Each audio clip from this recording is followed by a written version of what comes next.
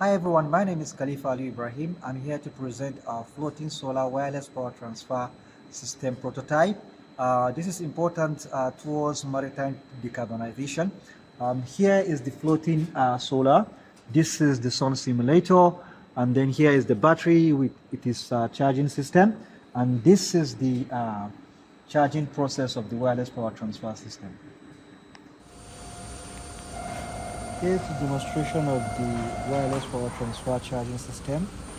The boat will come to the dock, and the system is fitted with the robot arm that extends the transmitter to the receiver that is attached to the boat. The charging process starts, and when completed, an automatic gate is attached to the dock, which opens to allow the boat to leave the dock.